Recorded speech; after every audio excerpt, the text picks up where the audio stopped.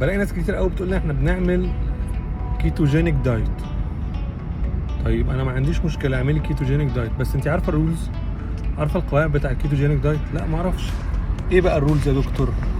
الرولز ان سيادتك لازم على الاقل 24 اور او 3 ايام او يومين تاخدي وجبه محمله بالدسم الكامل، وجبه كلها دهون. يعني هتمنعي حاجه اسمها دهون ونشويات، وهتاخدي خلال اليوم بتاعك يعتبر بروتين صافي، ويعتبر هتاخدي خضروات وفواكه وسوائل على قد ما تقدري، تمام. وفي نفس الوقت هتيجي بقى بعد 24 ساعة او هتيجي بعد 48 ساعة او بعد 3 ايام هتاخدي وجبة محملة بالدهون. هو ده التكنيك بتاع الكيتوجينيك دايت. اذا هنا حولنا الجسم لمركبات الكيتون. شكرا.